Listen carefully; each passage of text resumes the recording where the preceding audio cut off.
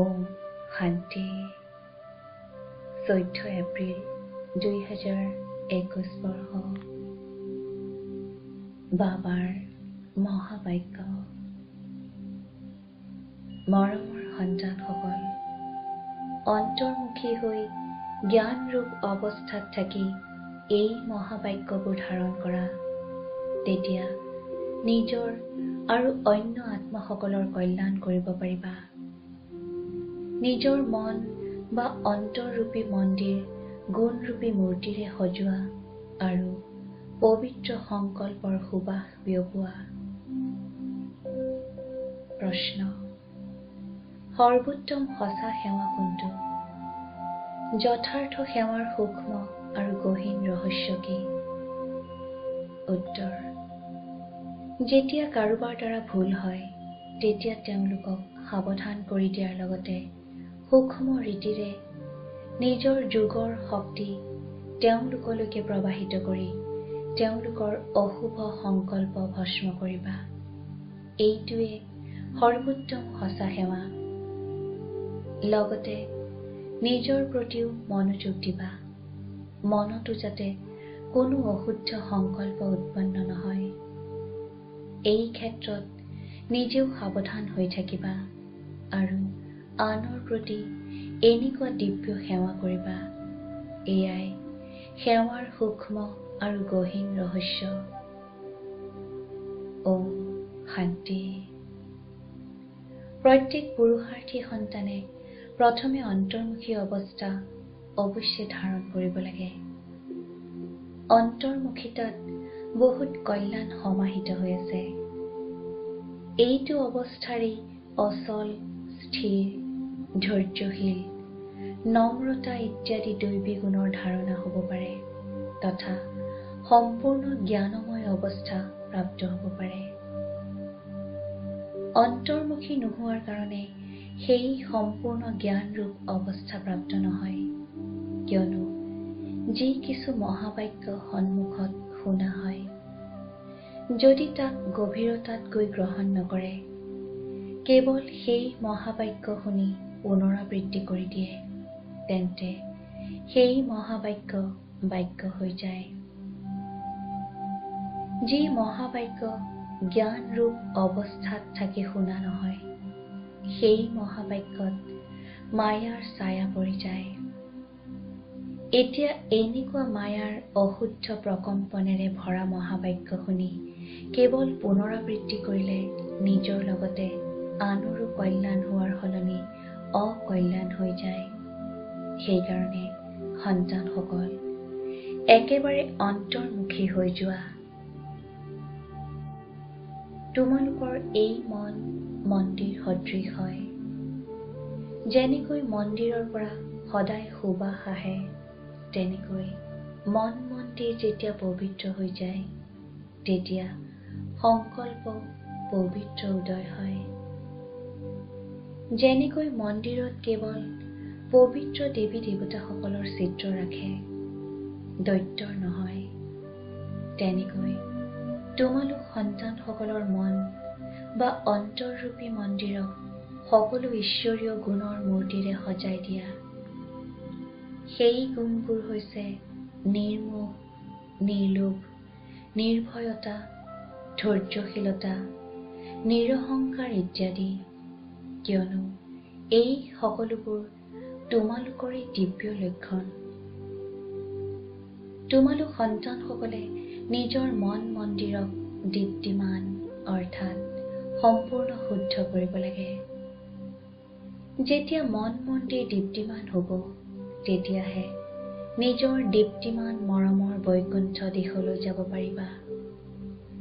গতিকে এতিয়া নিজৰ মনক দীপ্তিমান কৰি তোলাৰ যত্ন কৰিব লাগে তথা মন সহিত বিকাৰী কৰ্মেন্দ্ৰিয়সমূহক বশ কৰিব লাগে। কিন্তু কেৱল নিজৰ নহয়, অন্যৰ প্ৰতিও এয়াই দিব্য সেৱা কৰিব লাগে। বাস্তৱত সেৱাৰ অৰ্থ অতি সূক্ষ্ম আৰু গহীন। এনেকুৱা নহয় যে কাৰোবাৰ ভুল হলে কেৱল সাৱধান কৰি দিবা ইমানলৈকে সেৱা, কিন্তু নহয়। তেওঁলৈ সূক্ষ্ম ৰীতিৰে নিজৰ যোগৰ শক্তি প্ৰবাহিত কৰি তেওঁৰ অশুদ্ধ সংকল্পক ভস্ম কৰি দিয়া, এয়াই সৰ্বোত্তম সঁচা সেৱা। আৰু লগতে নিজৰ প্ৰতিও মনোযোগ দিব লাগে। কেৱল বাণী অথবা কৰ্মতে নহয়, কিন্তু মনতো যদি কোনো অশুদ্ধ সংকল্প উৎপন্ন হয়, তেন্তে তাৰ প্ৰকম্পন অন্য আত্মাসকলৰ ওচৰলৈ গৈ সূক্ষ্ম ৰীতিৰে অকল্যাণ কৰে, যাৰ বোজা নিজৰ ওপৰত আহি যায় আৰু সেই বোজাই বন্ধন হৈ যায়। সেইকাৰণে সেই সন্তানসকল, নিজে সাৱধান হৈ থাকা, তাৰ পাছত অন্যৰ প্ৰতি সেয়াই দিব্য সেৱা কৰা। এয়াই তোমালোক সেৱাধাৰী সন্তানসকলৰ অলৌকিক কৰ্তব্য। এনেকুৱা সেৱা কৰোঁতাসকলে আকৌ নিজৰ প্ৰতি কোনো সেৱা ল'ব নালাগে। যদি কেতিয়াবা কোনো ভুল হৈও যায়, তেতিয়া সেই ভুলক নিজৰ বুদ্ধিযোগৰ বলেৰে সদাকালৰ বাবে শুধৰাই দিব লাগে। এনেকুৱা তীব্ৰ পুৰুষাৰ্থীয়ে অলপ ইংগিত পালেই ততালিকে উপলব্ধি কৰি পৰিৱৰ্তন কৰি লয় আৰু আগলৈ ভালদৰে মনোযোগ দি চলি থাকে। এয়াই বিশাল বুদ্ধি সন্তানসকলৰ কৰ্তব্য। সেই মোৰ প্ৰাণসকল, অৰ্থাৎ সেই মোৰ আত্মাসকল, পৰমাত্মাৰ দ্বাৰা ৰচিত এই অবিনাশী ৰাজস্ব জ্ঞান যজ্ঞৰ প্ৰতি তন মন ধন সম্পূৰ্ণ ৰীতিৰে সাহা কৰাৰ ৰহস্য অতি গহীন। যি ক্ষণত তোমালোকে কোৱা যে মই তন মন ধন সহিত যজ্ঞত সাহা অৰ্থাৎ অৰ্পণ হৈ মৰি গলো, সেই ক্ষণৰ পৰা নিজৰ একোৱেই নাথাকে। তাৰ ভিতৰতো প্ৰথমে তন মনক সম্পূৰ্ণ ৰীতিৰে সেৱাত লগাব লাগে। যেতিয়া সকলোবোৰ যজ্ঞ অথবা পৰমাত্মাৰ প্ৰতি হয়, তেন্তে আকৌ নিজৰ প্ৰতি একোৱেই থাকিব নোৱাৰে। ধনো ব্যৰ্থত খৰচ কৰিব নোৱাৰা, মনো অশুদ্ধ সংকল্প বিকল্পৰ ফালে দৌৰিব নোৱাৰে, কিয়নো পৰমাত্মাক অৰ্পণ কৰি দিলা। এতিয়া পৰমাত্মাটো হয়েই শুদ্ধ শান্ত স্বৰূপ। সেইকাৰণে অশুদ্ধ সংকল্প স্বতঃ শান্ত হৈ যায়। যদি মন মায়াৰ হাতত দি দিয়া, তেন্তে মায়াৰ বিভিন্ন ৰূপ হোৱাৰ কাৰণে অনেক প্ৰকাৰৰ বিকল্প উৎপন্ন কৰি মন ৰূপী ঘোঁৰাত আহি আৰোহণ কৰে। যদি কোনো সন্তানৰ এতিয়াও সংকল্প বিকল্প উদয় হয়, তেন্তে বুজিব লাগে যে এতিয়া মন পূৰ্ণ ৰীতিৰে সাহা অৰ্থাৎ অৰ্পিত হোৱা নাই, অৰ্থাৎ ঈশ্বৰীয় মন হোৱা নাই। সেইকাৰণে সৰ্বত্যাগী সন্তানে এই গূঢ় ৰহস্যসমূহক বুজি কৰ্ম কৰোঁতে সাক্ষী হৈ নিজকে প্ৰত্যক্ষ কৰি বহুত সাৱধানে চলিব লাগে। স্বয়ং গোপী বল্লভে তোমালোক নিজৰ প্ৰিয় গোপ গোপীসকলক বুজাই আছে যে তোমালোক প্ৰত্যেকৰে সঁচা প্ৰেম কি।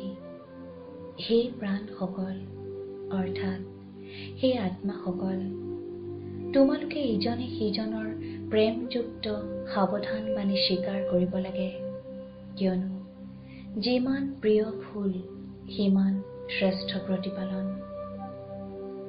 ফুলক মূল্যৱান কৰি তুলিবলৈ মালিয়ে কাঁইটৰ পৰা উলিয়াবলগীয়া হয়।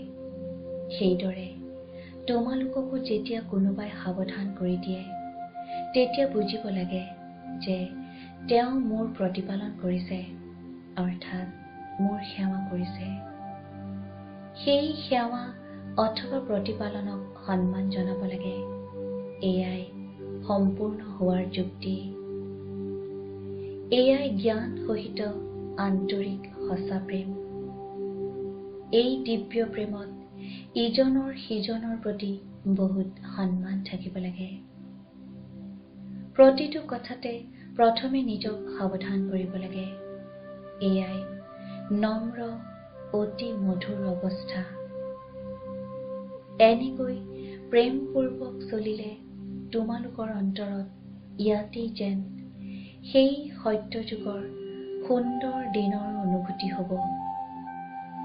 তাততো এই প্ৰেম স্বভাৱগতভাৱে থাকে, কিন্তু এই সংগমৰ অতিকৈ মধুৰ সময়ত ইজনে সিজনৰ কাৰণে সেৱা কৰাৰ এয়া অতি মধুৰ ৰমণীয় প্ৰেম। এই শুদ্ধ প্ৰেমৰেই জগতত গায়ন কৰা হৈছে।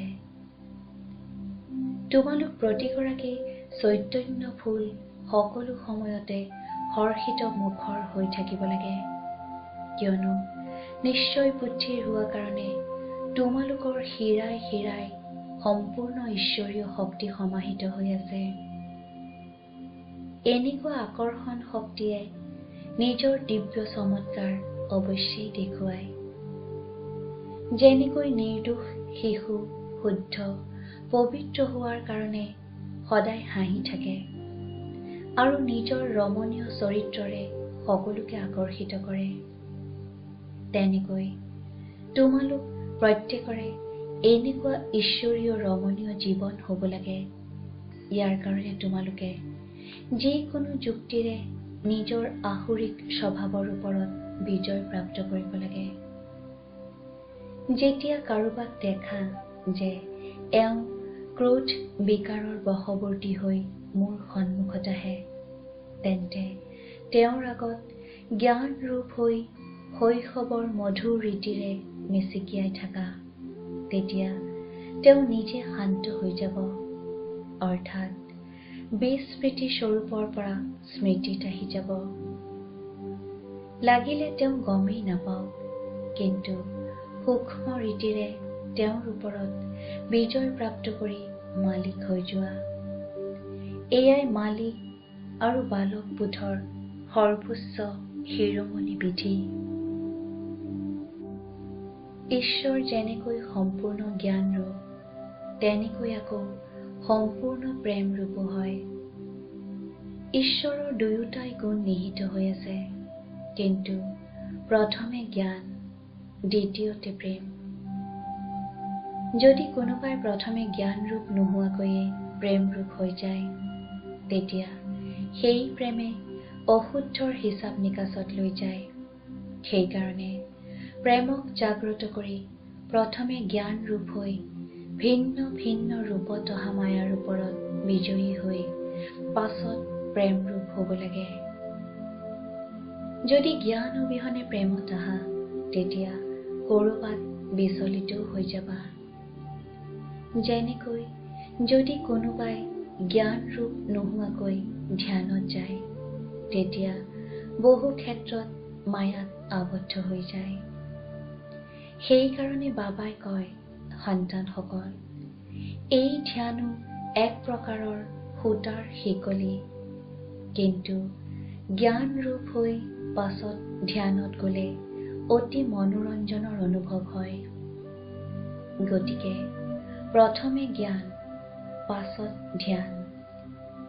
ধ্যানস্থ অৱস্থাতকৈ জ্ঞানস্থ অৰ্থাৎ জ্ঞানযুক্ত অৱস্থা শ্ৰেষ্ঠ হয়। সেইকাৰণে সেই সন্তানসকল, প্ৰথমে জ্ঞান ৰূপ হৈ পাছত প্ৰেম জাগ্ৰত কৰিব লাগে। জ্ঞান অবিহনে কেৱল প্ৰেমে এই পুৰুষাৰ্থী জীৱনত বিঘিনি আনে। সাক্ষীবোধৰ অৱস্থা অতি মিঠা, ৰমণীয় আৰু সুন্দৰ। এইটো অৱস্থাৰ ওপৰতেই ভৱিষ্যত জীৱনৰ সকলো নিৰ্ভৰ কৰে। যেনেকৈ কোনোবাই কোনো শাৰীৰিক কষ্ট ভুগিবলগীয়া হলে সেই সময়ত যদি তেওঁ সাক্ষী সুখৰূপ অৱস্থাত স্থিত হৈ সেয়া ভোগ কৰে, তেতিয়া অতীতৰ কৰ্মভোগ নিষ্পত্তিও কৰে আৰু লগতে ভৱিষ্যতৰ কাৰণে সুখৰ হিচাপো জমা কৰে। তেন্তে এই সাক্ষী দৃষ্টাৰ সুখ স্বৰূপ অৱস্থাই অতীত আৰু ভৱিষ্যতৰ দুয়োটাৰ সৈতে সংযোগ ৰাখে। গতিকে এইটো ৰহস্যক বুজি পালে কোনেও এনেকৈ নকব যে মোৰ এই সুন্দৰ সময় কেৱল হিচাপ নিষ্পত্তি কৰাতেই অতিবাহিত হৈ গল। নহয়, এয়াই সুন্দৰ পুৰুষাৰ্থৰ সময়, যিটো সময়ত দুয়োটা কাৰ্য সম্পূৰ্ণ ৰীতিৰে সিদ্ধ হয়। এনেকৈ দুয়োটা কাৰ্যক সিদ্ধ কৰোঁতা তীব্ৰ পুৰুষাৰ্থীয়েই অতীন্দ্ৰিয় সুখ বা আনন্দৰ অনুভৱত থাকে। এই বিচিত্ৰ নাটকৰ প্ৰতিটো কথাত তোমালোক সন্তানসকলৰ সম্পূৰ্ণ নিশ্চয় হোৱা উচিত, কিয়নো এইখন ৰচি থোৱা নাটক একেবাৰে নিৰ্ভৰযোগ্য হয়। চোৱা, এই নাটকে প্ৰত্যেক জীৱ প্ৰাণীৰ দ্বাৰা সিহঁতৰ ভূমিকা পূৰ্ণ ৰীতিৰে পালন কৰোৱায়। যদি কাৰোবাৰ ভুলো হয়, তেন্তে সেই ভুল ভূমিকাও পূৰ্ণ ৰীতিৰে পালন কৰে। এয়াও নাটক অনুসাৰে হ'বলগীয়া। যেতিয়া অশুদ্ধ আৰু শুদ্ধ দুয়োটাই আঁচনিত নিৰ্ধাৰিত হৈ আছে, তেন্তে আকৌ কোনো কথাত সংশয় কৰা এয়া জ্ঞান নহয়, কিয়নো প্ৰত্যেক ভাৱৰীয়াই নিজৰ নিজৰ ভূমিকা পালন কৰি আছে। যেনেকৈ চিনেমাত অনেক ভিন্ন ভিন্ন নাম ৰূপধাৰী ভাৱৰীয়াই নিজৰ নিজৰ ভূমিকা পালন কৰে, তেতিয়া সেয়া দেখি কাৰোবাৰ প্ৰতি ঘৃণা জন্মিব আৰু কাৰোবাৰ কাৰণে হৰ্ষিত হ'ব, এনেকুৱা নহয়। জানে যে এয়া হৈছে খেল, য'ত প্ৰত্যেকৰ নিজৰ নিজৰ ভাল বা বেয়া ভূমিকা প্ৰাপ্ত হৈছে। তেনেকৈয়ে এই অনাদি ৰচি থোৱা চিনেমাখনকো সাক্ষী হৈ একৰস অৱস্থাৰে হৰ্ষিত মুখেৰে প্ৰত্যক্ষ কৰি থাকিব লাগে। সংগঠনত এইটো কথা বহুত ভালদৰে ধাৰণ কৰিব লাগে। এজনে আনজনক ঈশ্বৰীয় ৰূপত চাব লাগে। উপলব্ধিৰ জ্ঞান ধাৰণ কৰি সৰ্ব ঈশ্বৰীয় গুণৰ ধাৰণা কৰিব লাগে। নিজৰ লক্ষ্য স্বৰূপৰ স্মৃতিৰে শান্ত চিত্ত, নম্ৰতা, ধৈৰ্যশীলতা, মধুৰতা, শীতলতা ইত্যাদি সকলো দৈবী গুণ জাগৃত কৰিব লাগে। ধৈৰ্যশীল অৱস্থা ধাৰণ কৰাৰ মুখ্য আধাৰ হৈছে ৱেইট এণ্ড চি, ৰোৱা আৰু চোৱা। হে মোৰ প্ৰিয় সন্তানসকল, ৱেইট অৰ্থাৎ ধৈৰ্য ধৰা, চি অৰ্থাৎ চোৱা। নিজৰ অন্তৰৰ ভিতৰত প্ৰথমে ধৈৰ্যশীলতা গুণ ধাৰণ কৰি তাৰ পাছত বাহিৰত বিৰাট নাটকক সাক্ষী হৈ প্ৰত্যক্ষ কৰিব লাগে। যেতিয়ালৈকে কোনো ৰহস্য শুনাৰ সময় সমীপত নাহে, তেতিয়ালৈকে ধৈৰ্যশীলতা গুণৰ ধাৰণা কৰিব লাগে। সময় আহিলে সেই ধৈৰ্যশীলতা গুণৰে ৰহস্য শুনিলে কেতিয়াও বিচলিত নহবা। সেইকাৰণে সেই পুৰুষাৰ্থী প্ৰাণসকল অলপ ৰোৱা আৰু আগবাঢ়ি গৈ ৰহস্য প্ৰত্যক্ষ কৰি গৈ থাকা। এইটো ধৈৰ্যশীল অৱস্থাৰেই গোটেই কৰ্তব্য সম্পূৰ্ণ ৰীতিৰে সিদ্ধ হয়। এইটো গুণ নিশ্চয়েৰে বান্ধ খাই আছে। এনেকুৱা নিশ্চয় বুদ্ধিৰ সকলে সাক্ষী দৃষ্টা হৈ প্ৰত্যেক খেলক হৰ্ষিত চেহেৰাৰে প্ৰত্যক্ষ কৰি আন্তৰিক ধৈৰ্যশীল আৰু অচল অটল হৈ থাকে। এয়াই জ্ঞানৰ পৰিপক্ক অৱস্থা, যিটো অন্তিম সম্পূৰ্ণতাৰ সময়ত কাৰ্যকৰী হৈ থাকে। সেইকাৰণে বহুত সময়ৰ পৰা ধৰি এই সাক্ষী দৃষ্টাৰ অৱস্থাত স্থিত হৈ থকাৰ পৰিশ্ৰম কৰিব লাগে। যেনেকৈ নাটকত ভাৱৰীয়াই নিজৰ প্ৰাপ্ত ভূমিকা পূৰ্ণ ৰীতিৰে পালন কৰাৰ অৰ্থে আগৰ পৰাই আখৰা কৰিবলগীয়া হয়। তেনেকৈ তোমালোক প্ৰিয় ফুল সকলেও আগন্তুক কঠিন পৰীক্ষাসমূহ যোগ বলেৰে উত্তীৰ্ণ হ'বৰ কাৰণে আগৰ পৰাই আখৰা অৱশ্যে কৰিব লাগে। কিন্তু বহু সময়ৰ পৰা যদি পুৰুষাৰ্থ নকৰা, তেন্তে সেই সময়ত ভয় ভীত হৈ অনুত্তীৰ্ণ হৈ যাবা। সেইকাৰণে প্ৰথমতে নিজৰ ঈশ্বৰীয় আধাৰ মজবুত কৰি দৈবী গুণধাৰী হৈ যাব লাগে। জ্ঞানস্বৰূপ স্থিতিত স্থিত হৈ থাকিলে স্বতঃ শান্তৰূপ অৱস্থা হৈ যায়। যেতিয়া জ্ঞানী আত্মা সন্তানসকলে একেলগে বহি মুৰুলি শুনে, তেতিয়া চাৰিওফালে শান্তিৰ বায়ুমণ্ডল হৈ যায়। কিয়নো তেওঁলোকে যিয়েই মহাবাক্য শুনে, তেতিয়া আন্তৰিক গভীৰতালৈ গুচি যায়। গভীৰতালৈ যোৱাৰ বাবে তেওঁলোকৰ আন্তৰিক শান্তিৰ মিঠা অনুভূতি হয়। এতিয়া ইয়াৰ বাবে বিশেষভাৱে বহি পৰিশ্ৰম কৰিব নালাগে, কিন্তু জ্ঞানৰ অৱস্থাত স্থিত হৈ থাকিলে এই গুণ অনায়াসে আহি যায়। তোমালোক সন্তানসকলে যেতিয়া ৰাতিপুৱা উঠি একান্তত বহা, তেতিয়া শুদ্ধ বিচাৰৰূপী লহৰ উৎপন্ন হয়। সেই সময়ত বহুত উপৰাম অৱস্থা হোৱা উচিত।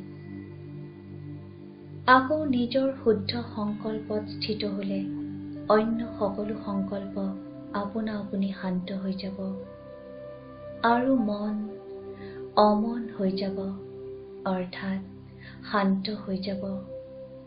কিয়নো মনক বশ কৰাৰ অৰ্থেও কোনো শক্তিটো অৱশ্যেই লাগে। সেইকাৰণে প্ৰথমে নিজৰ লক্ষ্য স্বৰূপৰ শুদ্ধ সংকল্প ধাৰণ কৰা। যেতিয়া আন্তৰিক বুদ্ধিযোগ নিয়ম অনুসৰি হ'ব, তেতিয়া তোমালোকৰ এই অন্য সকলো সংকল্পৰ পৰা মুক্ত অৱস্থা স্বতঃ হৈ যাব। ভাল বাৰু। অতি মৰমৰ কল্পৰ পাছত পুনৰাই লগ পোৱা সন্তানসকলক, জ্ঞানৰ মালিকসকলক, জ্ঞান তৰাসকলক মাতা পিতা বাপ-দাদাৰ স্নেহপূৰ্ণ স্মৰণ আৰু সুপ্ৰভাত। আত্মিক পিতাৰ আত্মিক সন্তানসকলক নমস্কাৰ। ধাৰণাৰ বাবে মুখ্য সাৰ। 1. নিজৰ লক্ষ্য স্বৰূপৰ স্মৃতিৰে শান্ত চিত্ত, নম্ৰতা, ধৈৰ্যশীলতা, মধুৰতা, শীতলতা আদি দৈবী গুণ ধাৰণ কৰিব লাগে। 2. নিশ্চয় বুদ্ধিৰ সাক্ষী দৃষ্টা হৈ এই খেলক হৰ্ষিত চেহেৰাৰে প্ৰত্যক্ষ কৰি আন্তৰিক ধৈৰ্যশীল আৰু অচল অটল হৈ থাকিব লাগে। বহুত সময়ৰ পৰা এই সাক্ষী দৃষ্টাৰ অৱস্থাত স্থিত হৈ থকাৰ পৰিশ্ৰম কৰিব লাগে।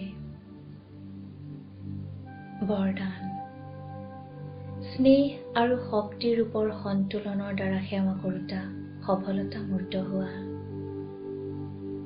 যেনেকৈ এটা চকুত পিতাৰ স্নেহ আৰু আনটো চকুত পিতাৰ দ্বাৰা প্ৰাপ্ত কৰ্তব্য অৰ্থাৎ সেৱা সদায় স্মৃতিত থাকে, তেনেকৈ স্নেহী মূৰ্তৰ লগতে এতিয়া শক্তিৰ ৰূপ হোৱা। স্নেহৰ লগতে শব্দত এনেকুৱা ধাৰ থাকক যাতে যিকোনো লোকৰে হৃদয় বিদীৰ্ণ কৰি দিয়ে। যেনেকৈ মাকে সন্তানক যি শব্দৰেই শিক্ষা নিদিয়ক, মাকৰ স্নেহৰ কাৰণে সেই শব্দ তীক্ষ্ণ বা কটু যেন অনুভৱ নহয়, তেনেকৈয়ে জ্ঞানৰ যি সত্য কথা আছে সেয়া তেওঁলোকক স্পষ্ট শব্দৰে শুনোৱা, কিন্তু শব্দত স্নেহ সমাহিত হৈ থাকক, তেতিয়া সফলতা মূৰ্ত হৈ যাবাগৈ। শ্লোগান। সৰ্বশক্তিমান পিতাক সংগী কৰি লোৱা, তেতিয়া অনুতাপ কৰাৰ পৰা হাত সাৰি যাবা। ওম শান্তি।